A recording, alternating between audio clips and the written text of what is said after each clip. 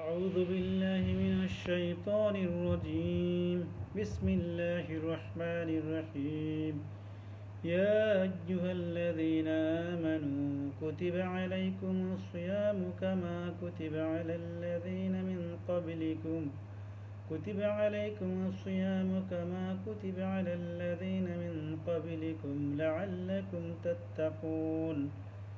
অর্থাৎ হে বিশ্বাসীরা, তোমাদের উপরে রোজা ফরজ করা হয়েছে যেমন করে তোমাদের পূর্ববর্তীদের উপরে ফরজ করা হয়েছিল, যাতে তোমরা আল্লাহর সচেতন হতে পারো। সম্মানিত দর্শক শ্রোতা মণ্ডলী, আমি আপনাদের সম্মুখে সূরা বাকারার 183 নম্বর আয়াত তিলাওয়াত করেছি। এই আয়াতের মাধ্যমে অত্যন্ত পরিষ্কারভাবে প্রমাণিত হলো রোজা শুধুমাত্র উম্মতে মুহাম্মাদির উপরে ফরজ ছিল না, পূর্ববর্তী নবীগণের উপর রোজা ফরজ ছিল। এর প্রমাণ আমরা পাচ্ছি একটি হাদিসের মাধ্যমে। মহানবী হজরত মুহাম্মদ সাল্লাল্লাহু আলাইহি ওয়াসাল্লাম যখন মদিনাতে হিজরত করেন, সেখানে তিনি প্রতি মাসে 3টি এবং আশুরার দিনই রোজা রাখতেন তিনি। অর্থাৎ এই আয়াত নাজিল হওয়ার পূর্ব পর্যন্ত পূর্বের নবীগণের যে শরিয়ত ছিল, সেই শরিয়ত অনুযায়ী আমাদের নবী হজরত মুহাম্মদ সাল্লাল্লাহু আলাইহি ওয়াসাল্লাম এবং ওনার অনুসারীগণ সাহাবাগণ রোজা পালন করতেন। পরবর্তীতে যখন এই আয়াত নাজিল হয়, তখন রমজান মাসের রোজা আমাদের উপরে ফরজ করা হলো, বিধিবদ্ধ করা হলো। সম্মানিত দর্শক শ্রোতা মণ্ডলী, রমজান মাস এলেই আমরা অত্যন্ত রমজান মাসের প্রতি সম্মান দেখানোর চেষ্টা করি। তো রমজান মাসের যে সম্মান, সেটা কি শুধু রোজার কারণে কিনা? না শ্রোতা মণ্ডলী, রমজান মাসের সম্মান প্রকৃতপক্ষে কুরআনের কারণে, মহাগ্রন্থ আল কুরআনের কারণে। কারণ এই রমজান মাসেই মহাগ্রন্থ আল কুরআন নাজিল হয়েছে। এর প্রমাণ হচ্ছে সূরা কদর।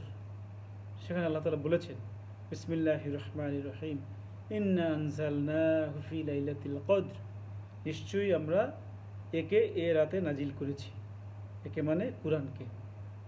তাহলে অত্যন্ত পরিষ্কারভাবে এটা আমরা বলতে পারছি যে রমজান মাসই এবং লাইলাতুল কদরে পবিত্র কুরআন নাজিল হয়েছে। তাহলে রমজান মাসকে যদি আমরা সম্মান করতে চাই, তার আমাদেরকে কিন্তু কোরআনকে সম্মান করতে হবে। কারণ রমজান মাসের মর্যাদা হয়েছে শুধুমাত্র কোরআনের কারণে। তাহলে কোরআনকে সম্মান করার পদ্ধতি হচ্ছে কোরআনকে ভালোবাসতে হবে। আর এই ভালোবাসা মানে কিন্তু শুধুমাত্র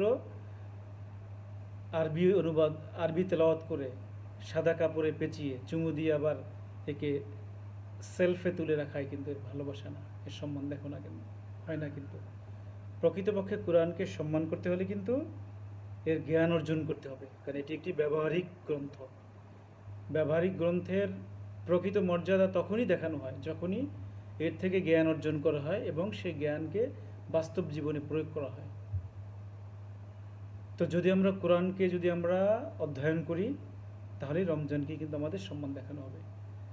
সম্মানিত দর্শক শ্রোতা মণ্ডলী, আমরা যারা আরবি তেলাওয়াত করতে পারি, তারা আমরা আরবি তেলাওয়াতের পাশাপাশি যেন অবশ্যই বাংলাটাও যেন একটু পড়ে নিই আমরা।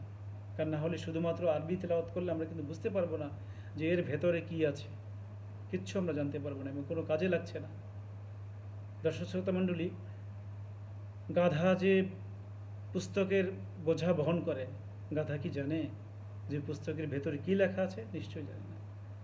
তাহলে আমরা যদি শুধুমাত্র কোরআন মুখস্থ করি, হাফেজ হয়ে যায় বা তেলাওয়াত করি, কিন্তু আল্লাহ তাআলার ভেতরে কি আদেশ করেছেন, কি নিষেধ করেছেন আমরা কিচ্ছু যদি না জানতে পারি, তাহলে কিন্তু এই কোরআন মুখস্থ করা, হাফেজ হওয়া কিংবা তেলাওয়াত করা কিন্তু কোনো মূল্য আছে বলে আমার কাছে মনে হয় না। তাহলে আমাদেরকে অবশ্যই আরবি তিলাওয়াতের পাশাপাশি আমাদেরকে বাংলা অনুবাদও পড়তে হবে। তাহলে যারা আমরা আরবি তিলাওয়াত পড়তে পারি, তিলাওয়াতের পাশাপাশি আমরা যেন বাংলা অনুবাদটাও যেন করি আমরা। আর যারা আমরা আরবি তিলাওয়াত করতে পারি না, তারা অবশ্যই যেন শুধুমাত্র বাংলা অনুবাদটা পড়ি, তাহলেও কিন্তু আমরা কোরআনের যে ন্যূনতম জ্ঞান, সেটা কিন্তু আমরা অর্জন করতে পারবো। সম্মানিত দর্শক শ্রোতা মণ্ডলী, মানুষের জীবন পরিচালনার একটি গাইডলাইন হচ্ছে মহাগ্রন্থ আল কুরআন।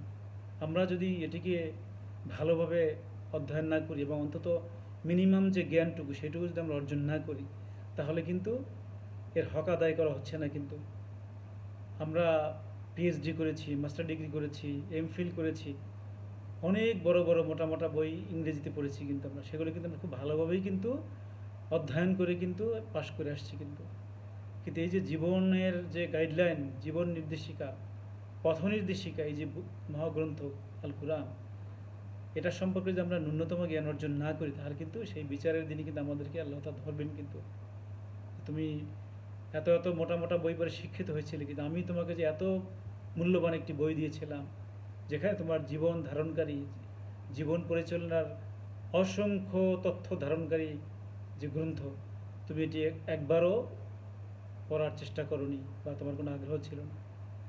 তাহলে দর্শক শ্রোতা আমাদের কিন্তু এই রমজানের হক আদায় করতে হলে কিন্তু অবশ্যই অবশ্যই কোরআনকে আমাদেরকে অধ্যয়ন করতে হবে, কোরআনের জ্ঞান অর্জন করতে হবে। তা না হলে কিন্তু আমাদের রমজান পালন করা হচ্ছে কি না খুবই চিন্তার বিষয়, কিন্তু খুবই চিন্তার বিষয় আমাদের। দর্শক শ্রোতা মণ্ডলী, আল্লাহ তাআলা যে রোজা ফরজ করলেন, এর পেছনে কিন্তু নিশ্চয়ই সুনির্দিষ্ট কারণ রয়েছে। কিন্তু কারণ আল্লাহ তাআলা বলেছেন সূরা সাওয়াদের ২৭ নম্বর আয়াতে যে মহাবিশ্ব এবং পৃথিবী, মহাবিশ্ব এবং পৃথিবী এর মধ্যখানে কোনো কিছু আল্লাহ তাআলা বিনা উদ্দেশ্যে সৃষ্টি করেননি। যারা ধারণা করে আল্লাহ তাআলা বিনা উদ্দেশ্যে এগুলো সৃষ্টি করেছে, তারা কাফের এবং তাদের স্থান জাহান্নাম। তাহলে এটা পরিষ্কার যে রমজানের সুনির্দিষ্ট উদ্দেশ্য রয়েছে। তাহলে কী সেই উদ্দেশ্য? রমজানের সেই উদ্দেশ্য হচ্ছে আল্লাহ তাআলা এমন মানুষ বানাতে চান রমজানের মাধ্যমে, যারা পেটের ক্ষুধা এবং জৈবিক চাহিদা থাকলেও সেটিকে রমজানের কারণে তারা সেটি করবেন না, রমজানের প্রতি সম্মান দেখিয়ে।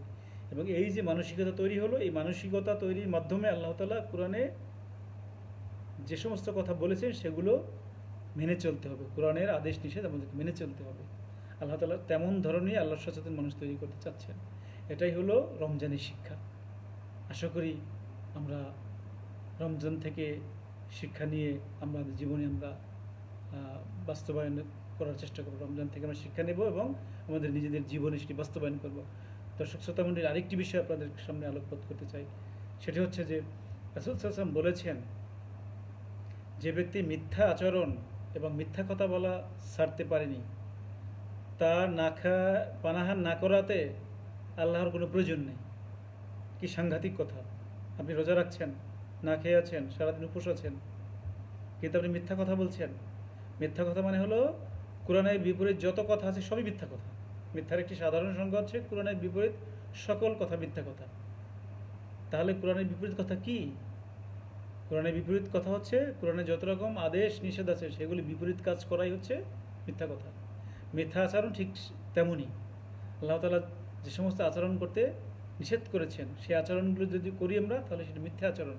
গীবত করা যাবে না, পরনিন্দা করা যাবে না, অন্যের ক্ষতি করা যাবে না, অন্যকে কথা দিয়ে কষ্ট দেওয়া যাবে না, অন্যের সম্পদ অবৈধভাবে ভোগ করা যাবে না।